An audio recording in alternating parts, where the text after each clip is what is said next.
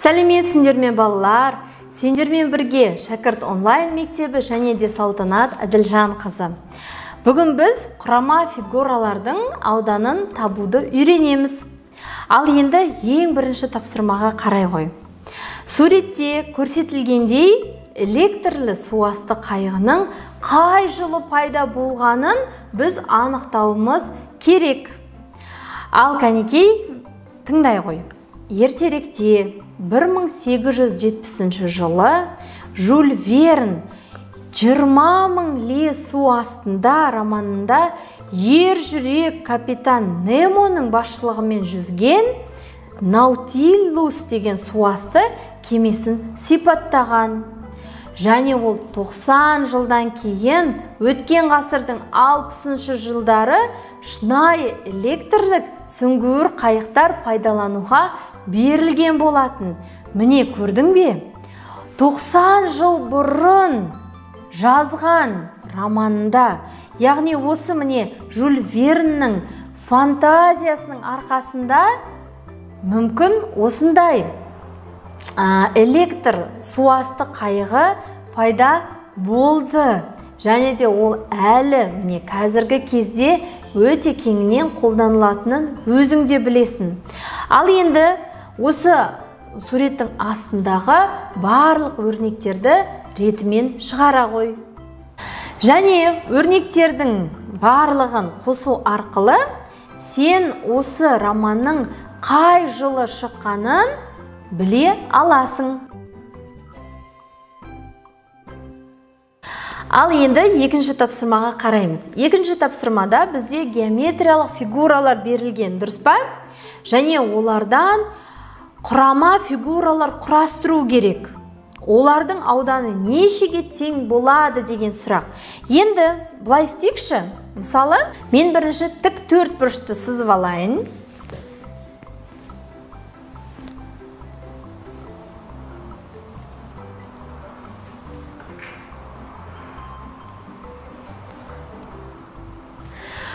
Тік төртбұрышты сызғаннан кейін құрама тағы да үшбұрыш сызайын.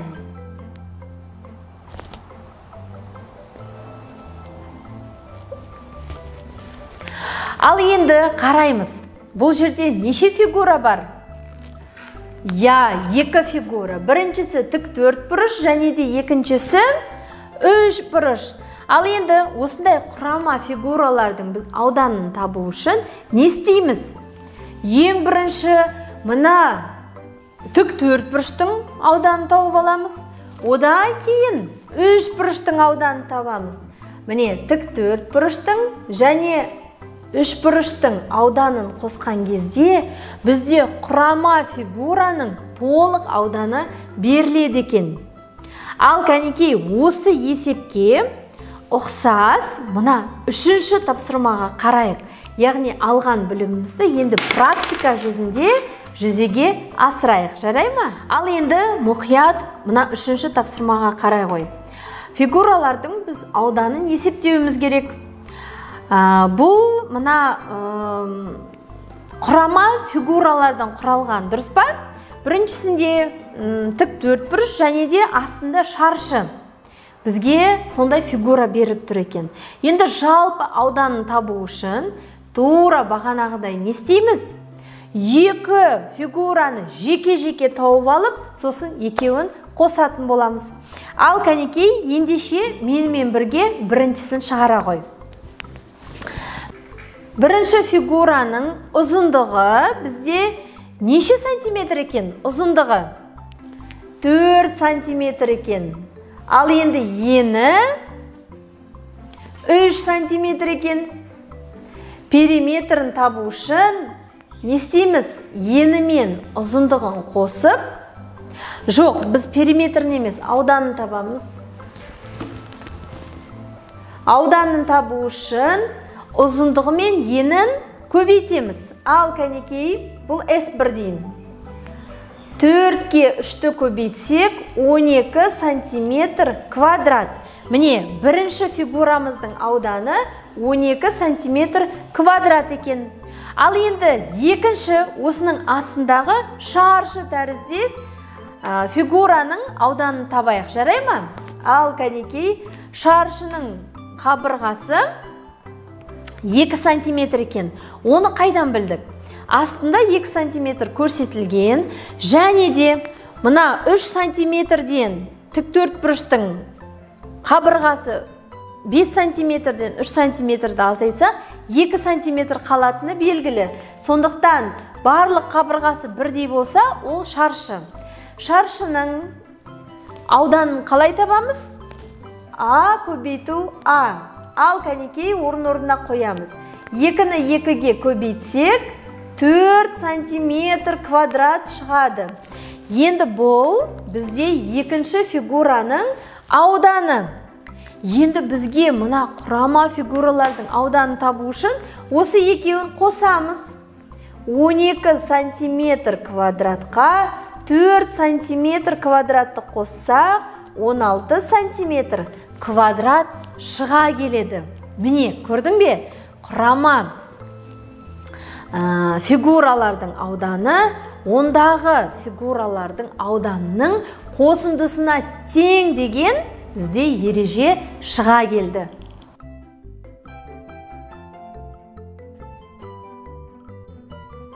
Ал енді 6-шы тапсырмаға қарай ғой. 6-шы тапсырманы оқимын, ал сен мені мұқият тыңда. Айлақтан бір уақытта бір-біріне қарама қарсы бағытта 2 моторлы қайық шықты. Бір уақытта бір-біріне қарама қарсы.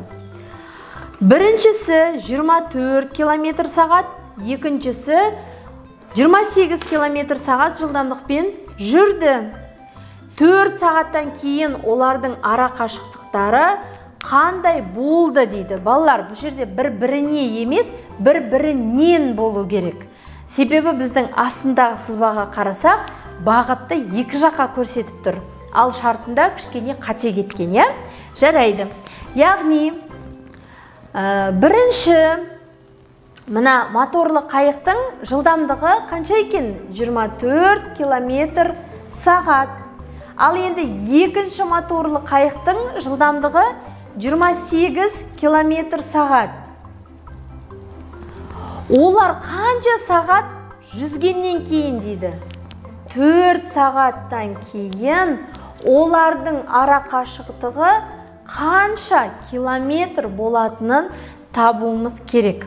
Ал енді бізде S қашықтықтың формуласын не істейміз?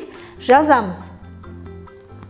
V1-ге V2-ні қосып алып, оны Т-ға, яғни уақытқа не істейміз?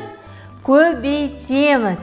Ал енді сендер мына V1-дің орнына 24 км сағат, V2-ның орнына 28 км сағат және Т-ның орнына 4 сағатты қойып, мына формулаға салып, осы екі қайықтың ара қашықтығын таба қойыңдар.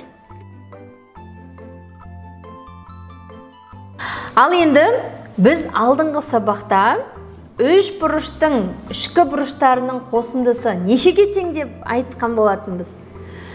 180 градусқа тең.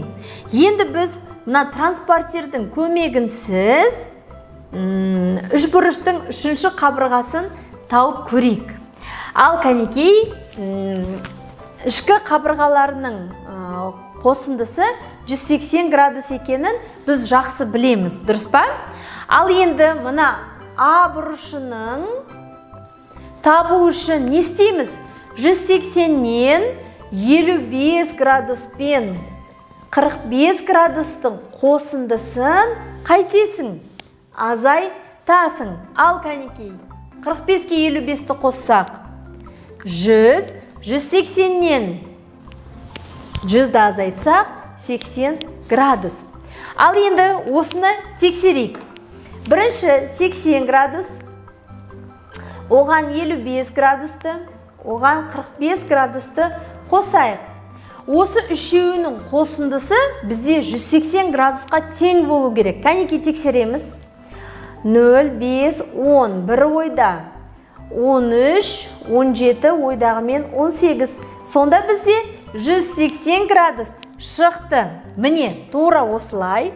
Екінші үшбұрыштағы В қабырғасының градусын таба ғой.